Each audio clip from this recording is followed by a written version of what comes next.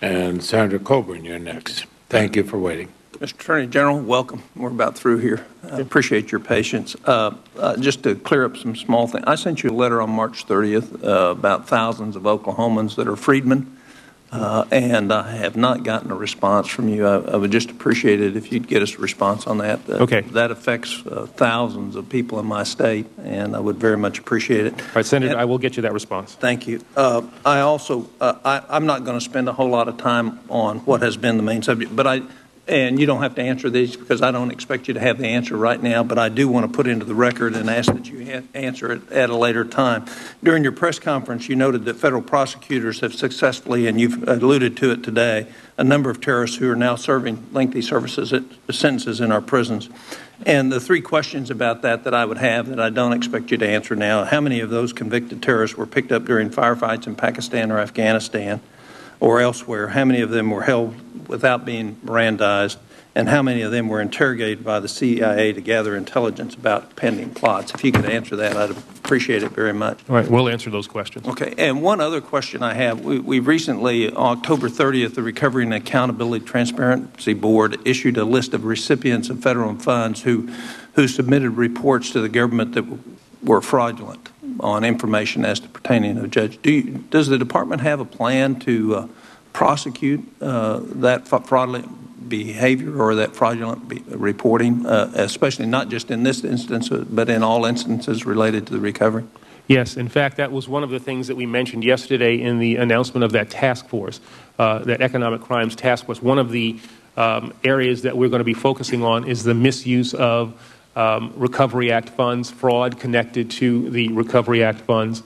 We'll be working with our partners both at Treasury, SEC, other federal agencies, as well as our state and local counterparts. That is one of the priority areas, I would say, of the 4 or 5 priorities that we identified yesterday. That is one of them. It's going to be big because the Special Inspector General says it's going to be over $50 billion. So it's a lot of money to play with, but a lot of negative things can happen. At our last oversight hearing, you were kind enough to talk with me about the hate crimes issue, and I had asked you about the murder of some of our recruiters in Arkansas and whether or not that would apply, and you said you'd have to think about that and get back to me. It's been 5 months. I wonder if you've given any thought to that, especially in light of what's happened now at Fort Hood. Well, I think that we now have a hate crimes bill that, in fact, does say that such actions are potentially hate crimes. Again, there is, I believe, a mandatory minimum sentence that Senator Sessions introduced with regard to the hate crimes bill that deals with the set of facts that you're talking about. Okay, thank you. One other issue, and you really don't have to go into it now, but I want to raise it with you because it has to do with the Voting Rights Act and has to do with Kingston, North Carolina, and I don't know if you're familiar with that or not. But in fact, in North Carolina, only 9 out of 551 localities hold their election on a partisan basis. And in Kingston, 7 of the 9 minority, which actually is in Kingston is the majority, voted to eliminate that. And then the Civil Rights Division went back and, because they fall under the Voting Rights Act, having to have that approved, reverse that. And I would just like to hear the comments about that and why that was seen, because 73%, of which the vast majority of those are African Americans, voted by over 2 to 1 to remove party labels. And yet what we did in Washington was tell them you can't decide that because you fall under the Voting Rights Act. And so there's a lot of complicated questions with that, and I understand that, but I'd appreciate you giving me a written response on justifying how we would reverse what the majority of African Americans in that town thought to be prudent for them when they're doing local elections. All right, Senator, I'll get you a written response on that. I don't know enough about the case at this point, I think, to respond to you today, but we'll get. I'm familiar with it, but not as well as I think I need to be. I understand that. I don't expect you to have to respond. But I'll get you a written response to that. Now, here's the area that I really want to get into because I'm really concerned. As a practicing physician, and I've dealt with lots of drug abuse in this country and know the significant power of marijuana use to lead to other drug use. On October 12th, the Deputy Attorney General David Ogden issued a memorandum to U.S. attorneys in all the states that have laws authorizing the use of medical marijuana, directing prosecutors not to focus federal resources on individuals whose actions are in clear and unambiguous compliance with state law. Never mind the fact that it violates U.S. federal law. It's a dramatic break with previous administration policies, both the Clinton and the Bush administration policy, which demanded the prosecution of marijuana distributors, even those acting in accordance with state law. It's prohibited for any use under federal law, meaning that no matter what the state's laws are, it's still a federal crime to use it or to distribute it. The Obama Justice Department is saying that it simply won't enforce those federal laws as long as you're legal in your state. And I think that's kind of the summation of where you all are. And I know that you have limited resources, so I understand there could be Did you personally approve of the issuance of this new policy? I did. Do you agree that this is a dramatic break from past administration policies? It's certainly a break. I'll let other people decide whether it's dramatic. It's a break. I'll cancel the word dramatic. It's certainly a break. But it seems to me it's a logical break given, as you indicated, the limited resources that we have, the use of marijuana in the way that these state laws prescribes, which is for medical purposes.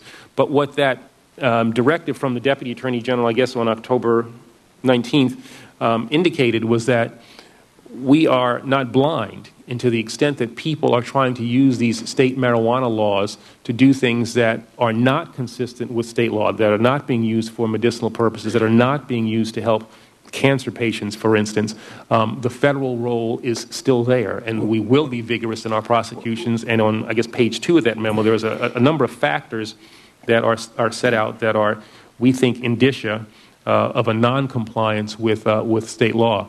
The Mexican cartels make most of their money from the importation of marijuana from Mexico into the United States, and so this continues to be a priority for this administration. The fact is 90% of the people that have medical marijuana prescription in California don't have a real illness. What they have is a desire to smoke marijuana, and yet we are allowing state law to usurp federal law. I would quote former Clinton White House Director of Public Affairs, White House Office of National Drug Policy, Bob Weiner, was recently quoted at warning the administration, be careful about the new lax enforcement policy for medical marijuana because you may get way more than you bargained for. Prescription marijuana use has exploded for healthy people, and there's no question about that it has. It's just I want to make sure that you're concerned with that as well, and this will be my last question. You know, pay attention to this because 2 years ago I released a report on the Justice Department that outlined $1 billion of waste a year that most Americans would concur with in terms of low priorities. And if, in fact, there's 10% of that truth to that report, which I believe it's very accurate, those monies could certainly be used to enforce the drug laws. The number one risk for our kids is not obesity. It's illicit marijuana.